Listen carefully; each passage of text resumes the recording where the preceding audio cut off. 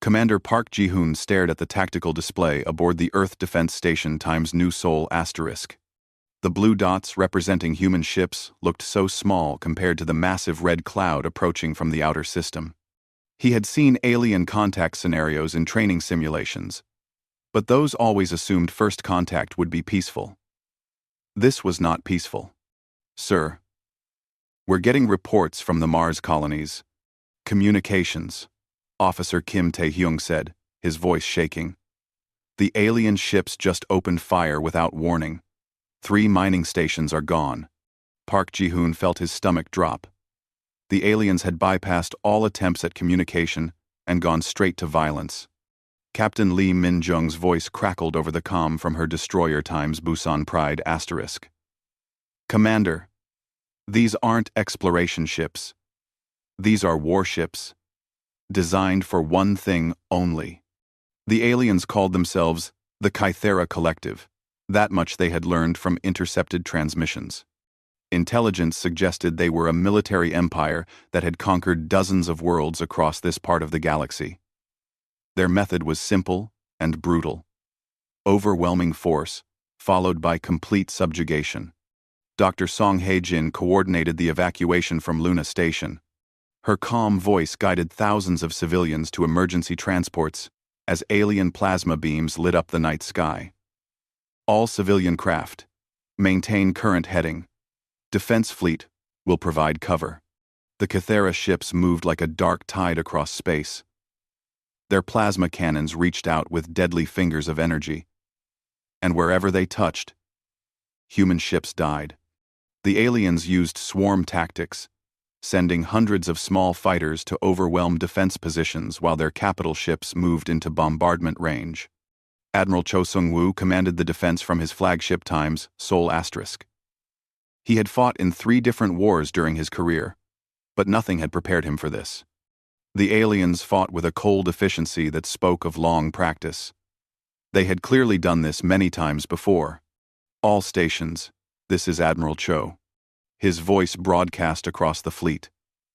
"We cannot stop them here, but we can make them pay for every meter.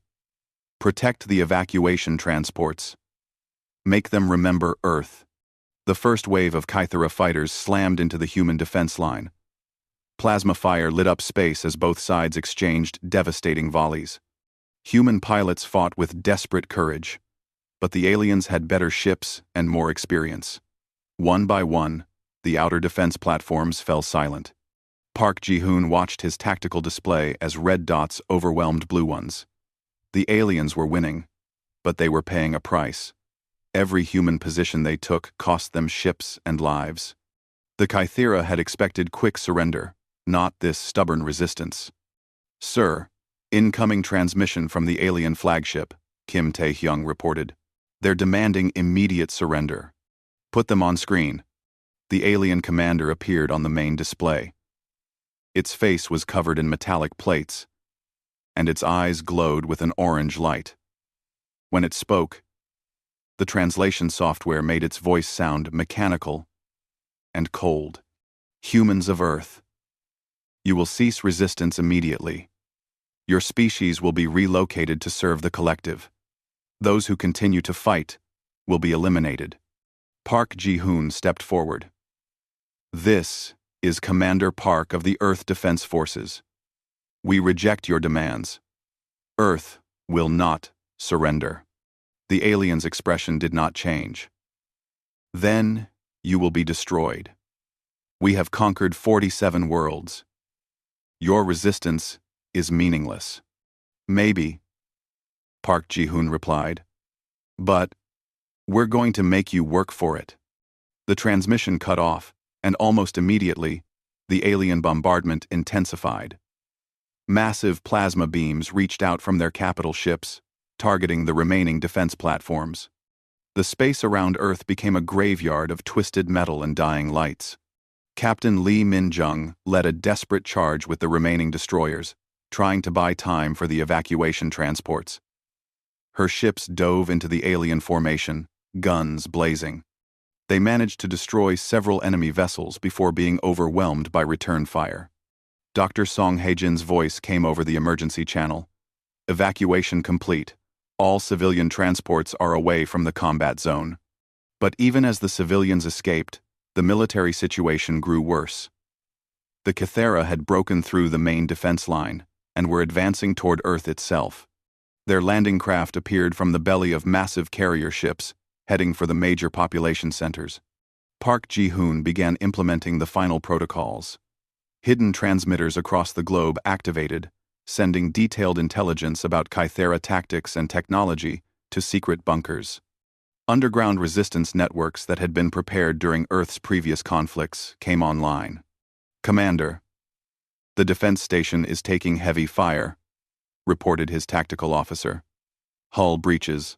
On multiple decks. Evacuate all non-essential personnel," Park Ji-hoon ordered. "Send all our data to the resistance networks. They need to know everything we've learned about these aliens."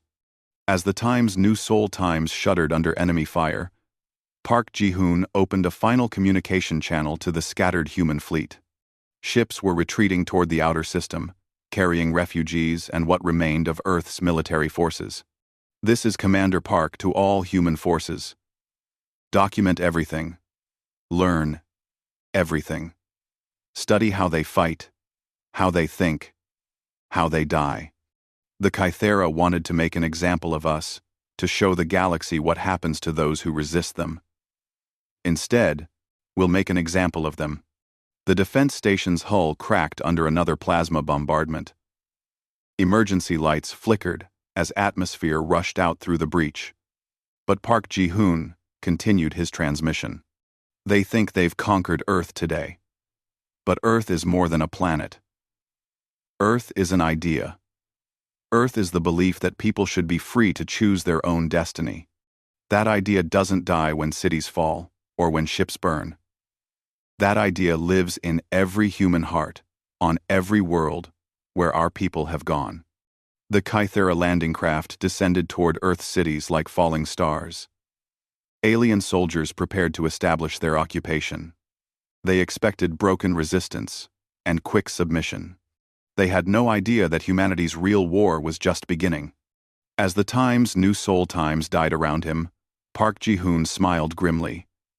The aliens had won this battle, but they had also revealed their tactics, their technology, and their weaknesses. Humanity would remember everything, and they would learn everything. The Kythera had made a terrible mistake. They had attacked Earth first, believing it would break human spirit. Instead, they had just taught humanity exactly how dangerous they could be when properly motivated. And now, humanity was very motivated indeed. 3 months after the invasion, Captain Yoon Da-young crept through the ruins of what had once been downtown Seoul. The Kythera had taken the major cities quickly, but holding them was proving more difficult than they had expected. Every street corner could hide a sniper.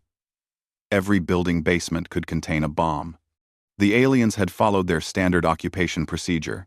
They moved in with overwhelming force, established control points, and expected the local population to submit.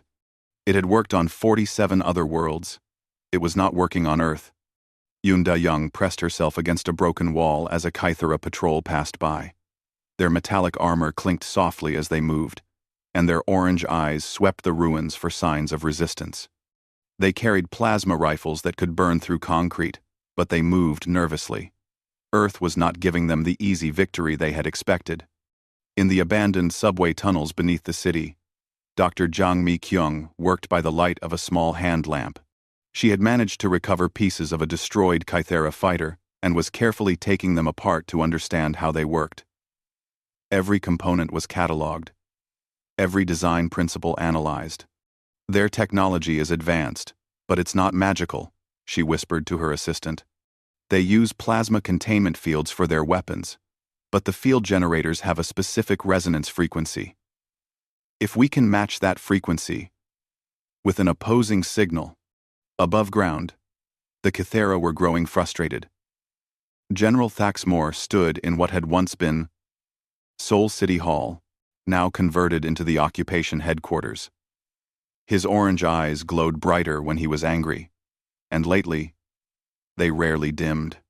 The humans should have surrendered by now, he told his aide. Every other species breaks within 2 months. Some surrender in days. What is wrong with these creatures? The aide, a younger Kythera officer, consulted his datapad.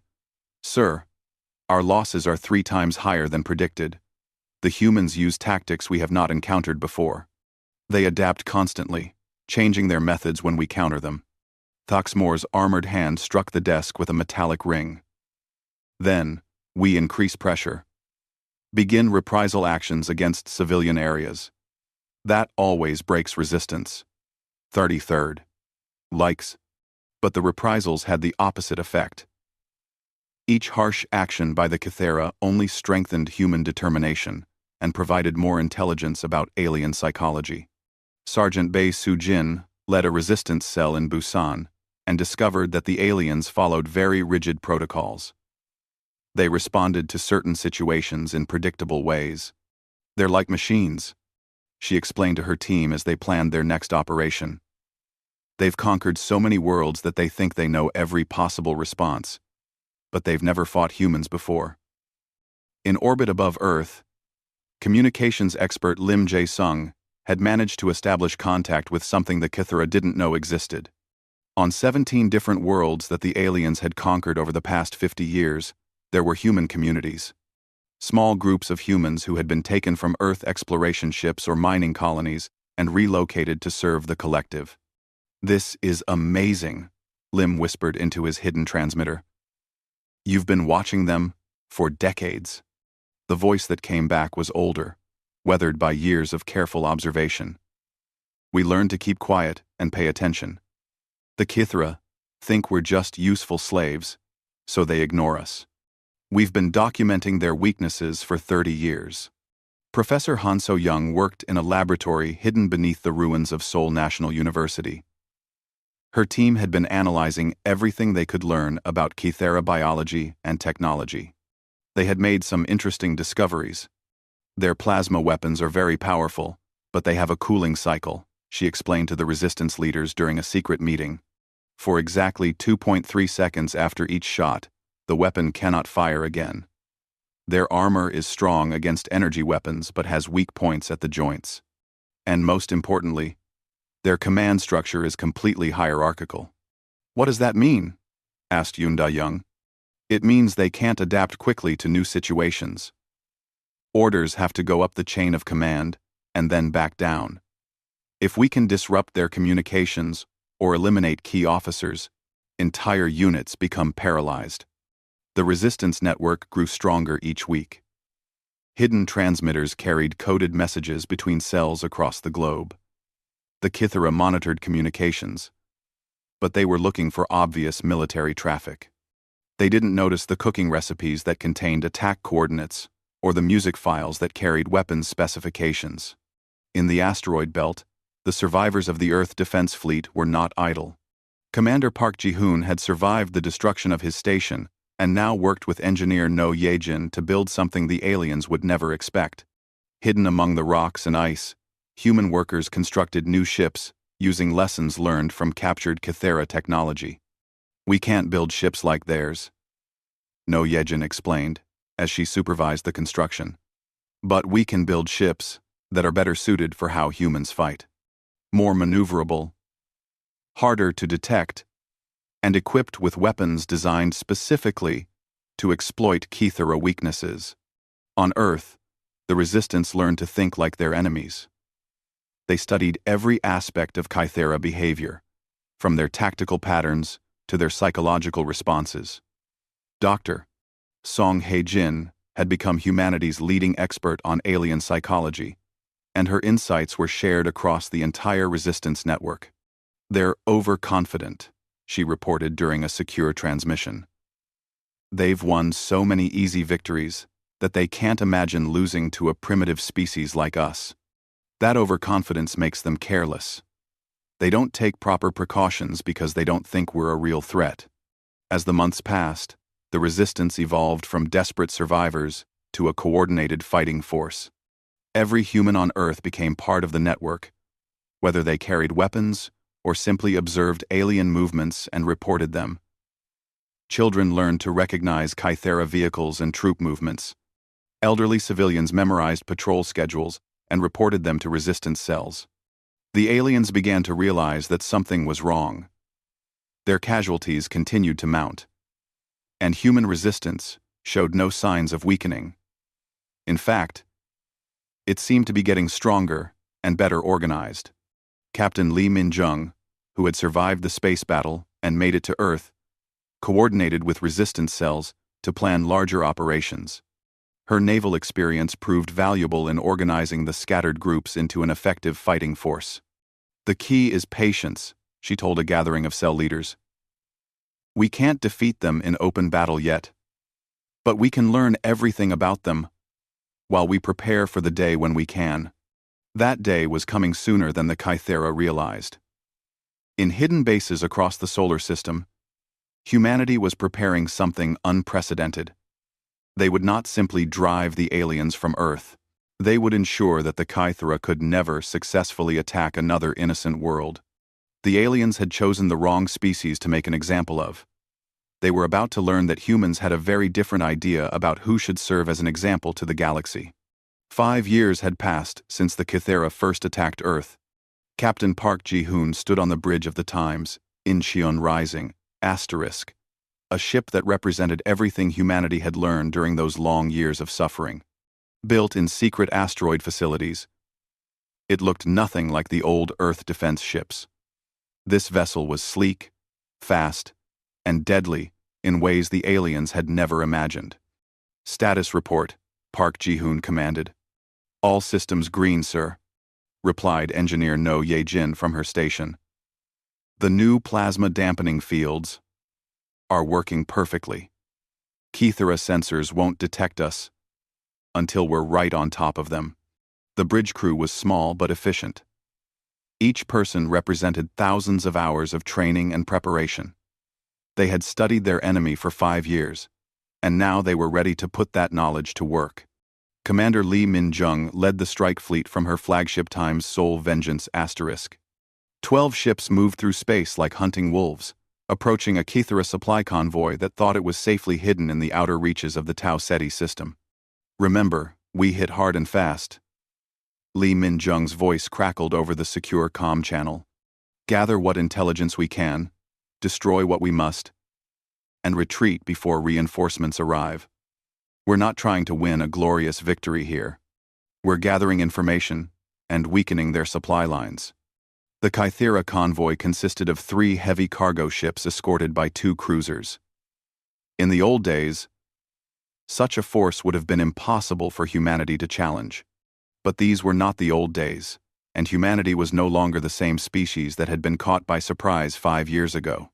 Dr. Song Hae-jin monitored the attack from the command ship Times Busan Hope *. As humanity's chief expert on alien psychology, she had helped design every aspect of this operation. The humans would not simply attack and withdraw. They would attack in ways specifically calculated to maximize Kythera fear and confusion. "Begin the operation," Park Ji-hoon ordered. The human ships decloaked simultaneously, appearing like ghosts in the darkness of space. Their weapons were not copies of Kythera technology, but entirely new designs based on human innovation and alien weaknesses. Instead of plasma cannons, they fired focused particle beams that could punch through Kythera shields. Instead of heavy armor, they relied on speed and stealth. The alien convoy was caught completely off guard. Their sensors had detected nothing until the moment of attack. The escort cruisers tried to respond, but their weapons couldn't lock onto targets that moved so unpredictably. "Kythera ships are trying to call for help," reported Communications Officer Kim Tae-hyung. "Jamming their transmissions now." The attack lasted exactly 11 minutes. When it was over, all 3 cargo ships were destroyed. 1 cruiser was dead in space, and the other was fleeing toward the nearest Kythera base. The human ships had suffered no losses, but the real victory was not in the ships destroyed. Hidden among the cargo, the humans had found evidence of Kythera operations on dozens of worlds. They learned about supply routes, troop movements, and most importantly, the locations of other species that were fighting back against the collective. On Earth, the resistance had evolved far beyond what the occupying forces could handle. Captain Yoon Da-young led operations that struck at alien installations with surgical precision. Her teams moved like shadows, hitting targets and disappearing before the Kithara could respond. The aliens had increased their reprisal actions, but this only strengthened human resolve. Every harsh measure they took was carefully documented and broadcast to resistance movements on other worlds. Professor Han So-young had established communication networks that spanned multiple star systems. The Vorthan rebellion on Kepler 442 is ready to begin their uprising, she reported during a secure transmission. They've been following our tactical manuals and are prepared to coordinate with our operations. Admiral Cho Sung-woo coordinated the growing alliance from his hidden base in the Kuiper Belt. What had started as humanity's desperate resistance had become something much larger. Species across the galaxy were learning that the Kithara could be beaten. The key is coordination, he explained to the alliance leaders during a holographic conference. The Kithara are used to fighting one world at a time. They've never faced simultaneous uprisings across their entire empire. Sergeant Bae Soo-jin had discovered something important during her operations on Earth. The Kithara were becoming paranoid. They no longer trusted their own intelligence reports because human tactics kept changing.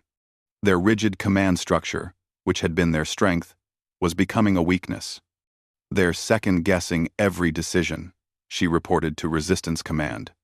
Their officers are afraid to act without direct orders from above, but their high command is too far away to micromanage every operation. We're creating paralysis in their decision-making process.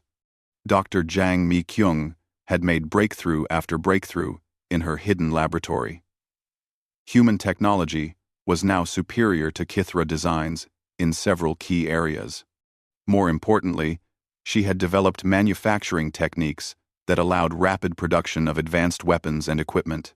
We can now build a cruiser in 6 weeks using asteroid mining facilities, she announced proudly. The same ship would take the Kithara 6 months to construct.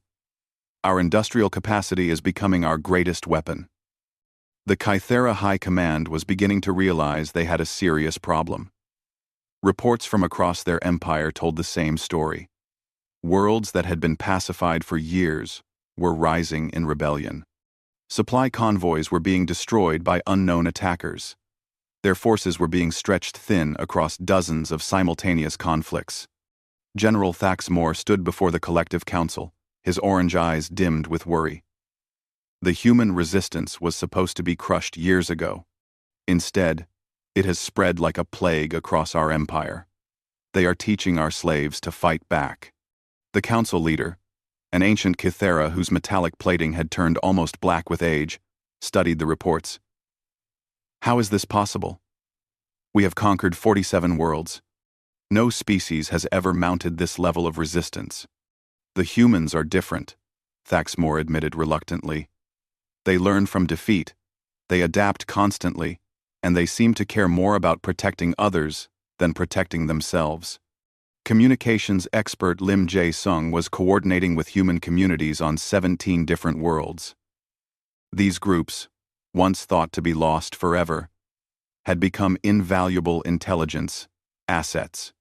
They provided detailed information about Kithara operations and helped coordinate resistance activities. The aliens don't even see us anymore, reported one of the deep cover agents. They think we're just useful workers. They discuss military operations right in front of us because they don't believe we matter. But humanity mattered more than the Kithara could imagine. Every piece of intelligence, every tactical innovation, every act of defiance was part of a larger plan. Commander Park Ji-hoon and the other leaders were not simply fighting for Earth's freedom, they were building something that would protect every innocent species in the galaxy. The trap was almost ready. For 5 years, humanity had let the aliens believe that Earth remained the center of their resistance. Kithara forces were massing for a final assault that would crush human resistance once and for all. They had no idea that humanity's real strength was hidden in the deep cold of space, spread across 100 secret bases, and coordinated through alliance networks they couldn't detect. The Kythera were about to discover that they had not captured Earth. Earth had captured them. The greatest predators in the galaxy were about to become prey, and they didn't even know it yet. The Kythera had finally assembled their grand fleet above Earth. General Thaxmore commanded nearly 1,000 warships, the largest force the collective had ever gathered in one place. This would be the final assault that would crush human resistance forever and restore order to the galaxy. Begin the bombardment, Thaxmore ordered from his flagship. I want every human stronghold reduced to ash. No more mercy. No more attempts at pacification. They chose to resist, so they will be eliminated. But as the alien fleet moved into position, something unexpected happened. Space around them suddenly filled with contacts. Human ships appeared from every direction, decloaking from positions that should have been impossible to reach undetected. Captain Park Ji-hoon smiled grimly from the bridge of Time's Incheon Rising Times as he watched the alien fleet's confusion. All units, this is Admiral Park. Execute Operation Homecoming. The title was deliberate. Humanity was not just defending Earth. They were taking back their home and ensuring that no other species would suffer what they had endured. Commander Lee Minjung led the first wave of attacks from her position near Jupiter. Her task force of 60 ships struck at the alien fleet's supply vessels and support craft. The Kythera had positioned these ships safely behind their main battle line, never imagining that human forces could appear from that direction. Targeting their command and control ships, Lee Minjung reported as her weapons found their marks. If we can disrupt their communications, their rigid command structure will collapse. On Earth, Captain Yoon Da-young received the signal she had been waiting for 5 years. Resistance cells across the planet activated simultaneously, launching coordinated attacks on every Kythera installation. But these were not desperate strikes by a ragged resistance. These were precision military operations carried out by soldiers who had spent years preparing for this moment. Teams Alpha through Delta, secure the command centers, she ordered over the tactical network. Teams Echo through Hotel, neutralize their communications arrays. Remember, we want prisoners for intelligence gathering, but protect yourselves first. The Kythera occupation forces had grown comfortable during their years on Earth. They had superior weapons and armor, so they had become careless about security. That carelessness was now costing them dearly as human forces struck with surgical precision at their weakest points. Dr. Jang Mi-kyung's innovations were proving their worth in battle. Human weapons punched through alien shields as if they weren't there. Human ships moved faster than Kythera targeting systems could track. Human defensive systems turned aside. Plasma bolts that had destroyed countless worlds. Their technology was designed for fighting primitive species, she explained to Admiral Cho Sung-woo as they watched the battle unfold. They never imagined facing enemies who could improve on their own designs. Engineer No Ye-jin coordinated the fleet's technical operations from her command ship. Years of studying captured Kythera technology had revealed vulnerabilities the aliens didn't even know existed. Human ships could disrupt alien shields, jam their communications, and interfere with their weapons targeting. All ships, activate the resonance scramblers, she ordered. Let's see how their plasma containment fields handle some interference. Across the Kythera fleet, weapon systems began failing as their plasma containment fields destabilized. Ships that had seemed invincible moments before were suddenly helpless as their main weapons shut down to prevent catastrophic explosions. But the real surprise came when the aliens tried to call for reinforcements. Communications expert Lim Jae Sung had spent years preparing for this moment. As Kythera transmissions reached their other bases, they found something impossible waiting for them. Sir, we're receiving surrender transmissions from 17 different star systems, Kim Tae-hyung reported with amazement in his voice. The uprisings have begun across their entire empire.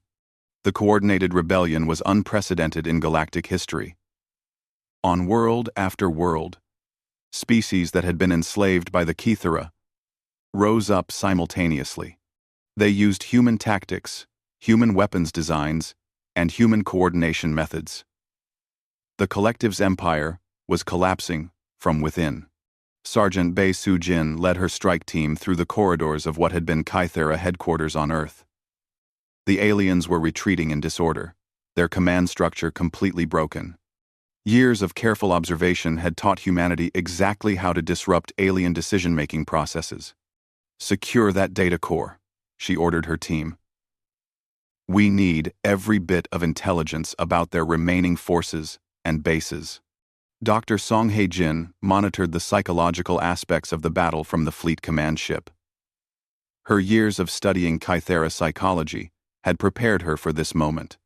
The aliens were experiencing something they had never faced before: simultaneous defeat across their entire empire.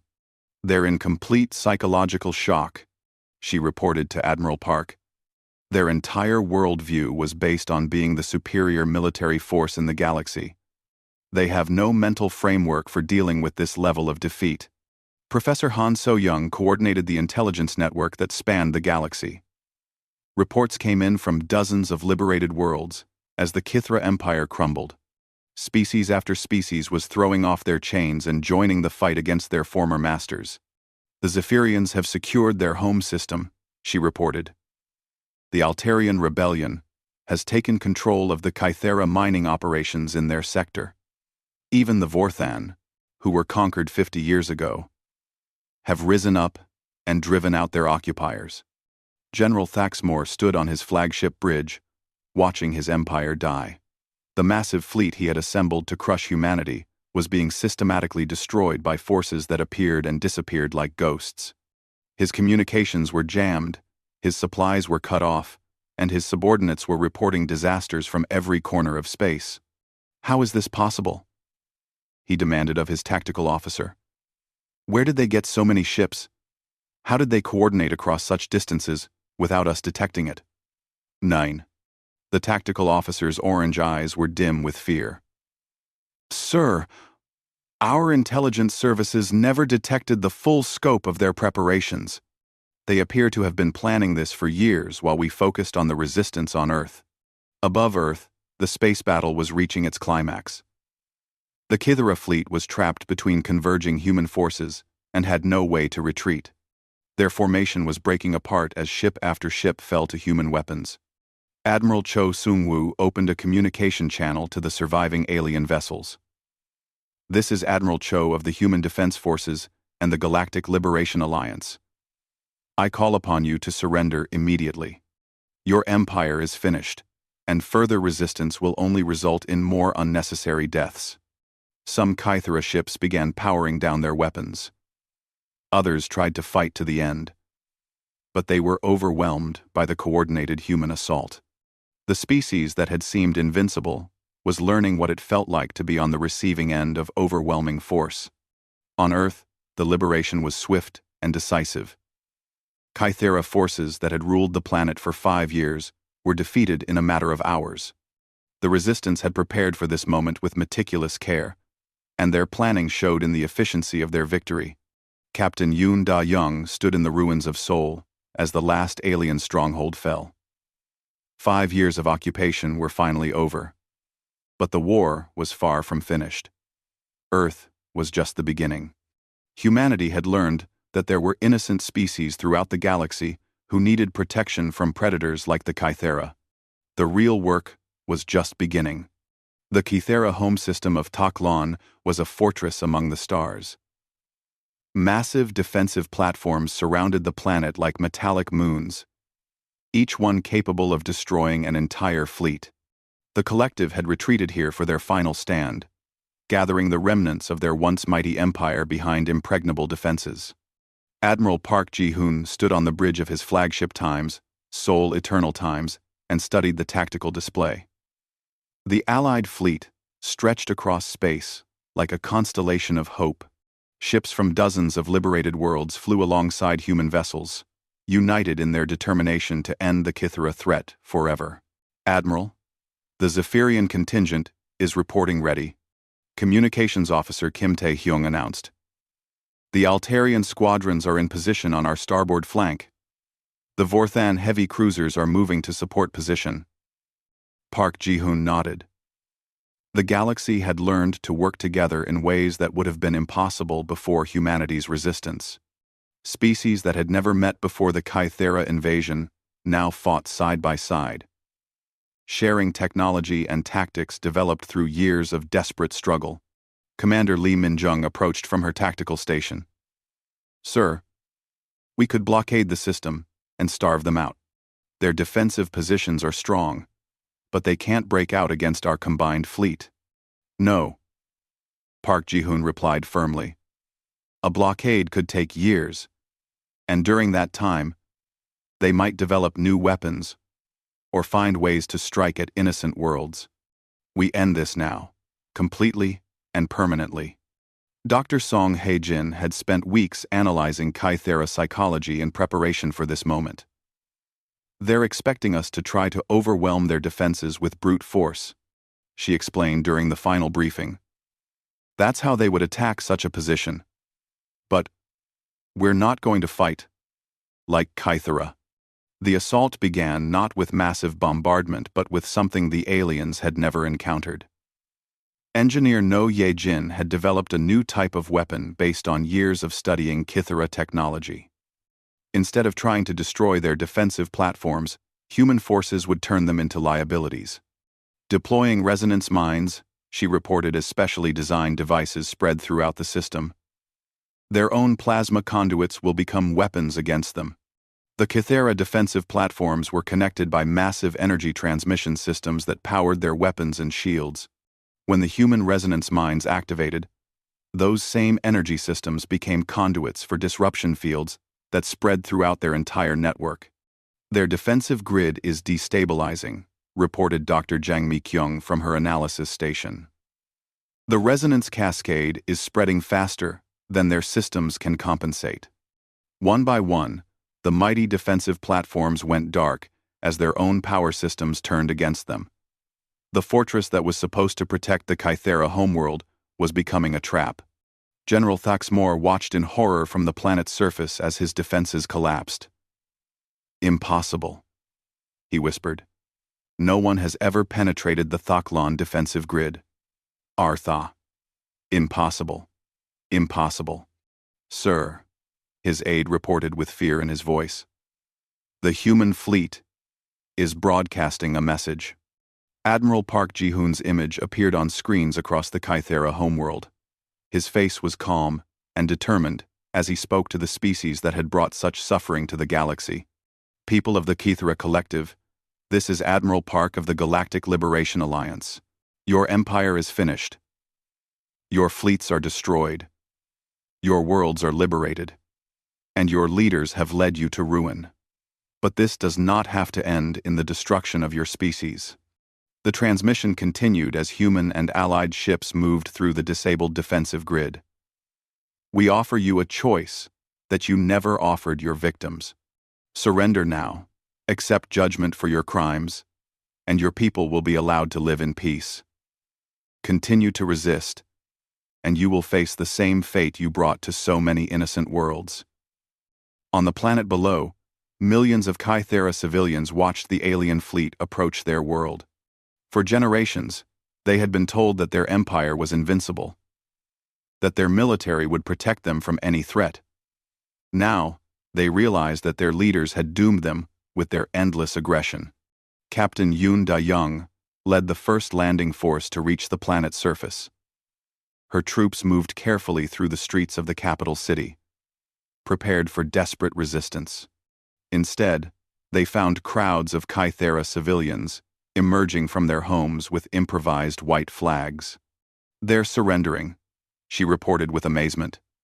The civilian population is refusing to fight. The Kythera military made their last stand at the Imperial Palace, a massive structure that served as both government center and fortress. But even there, resistance was crumbling as officers and soldiers laid down their weapons rather than die for an empire that had brought nothing but suffering to the galaxy. Sergeant Bei Sujin led her team through the palace corridors, securing important officials and gathering intelligence. Years of fighting had taught her to be ready for anything, but she was surprised by how quickly the Kythera military collapsed once their technological advantage was neutralized. Most of them seem almost relieved, she observed to her team. I think they were as much prisoners of this system as their victims were. General Thaxmore made his final stand in the Imperial throne room, surrounded by a handful of loyal guards. When the human forces reached him, he raised his weapon in a last gesture of defiance. I am General Thaxmore of the Kythera Collective, he declared. I will not surrender to inferior species. Admiral Park Ji-hoon entered the throne room personally, flanked by representatives from a dozen liberated worlds. His voice was calm but unyielding. General, your collective is finished. Your people are surrendering across the galaxy. You can die here for nothing, or you can live to answer for your crimes. The old Kythera warrior looked around at the faces surrounding him. Humans, Zephyrians, Altarians, Vorthans, and others. All species his empire had tried to crush or enslave. All now standing free and united against tyranny. His weapon clattered to the floor as he realized the futility of further resistance. What will you do to us? He asked quietly. We will give you something you never gave others, Park Ji-hoon replied. Justice, not vengeance. A chance to earn redemption, not destruction.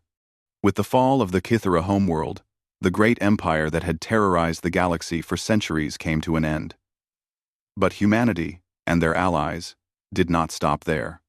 The victory over the collective was just the beginning of something larger. Dr. Song Hae-jin worked with representatives from dozens of species to design a new galactic confederation. This alliance would be based on mutual protection and cooperation, rather than conquest and domination. Its primary principle was simple. An attack on any member world would be met by the combined response of all. Professor Han So-young established the Galactic Defense Academy on the rebuilt Earth. Here, beings from across the galaxy would learn the tactics and technologies that had defeated the Kythera. More importantly, they would learn humanity's greatest lesson, that those who protect others create strength that cannot be conquered. Commander Lee Min-jung oversaw the transformation of Kythera military technology for peaceful purposes. Their advanced manufacturing systems would be used to rebuild worlds damaged by the Empire. Their transportation networks would connect liberated species in trade and friendship rather than exploitation. Engineer No Ye-jin developed new defensive systems that would protect member worlds from any future aggressive empire.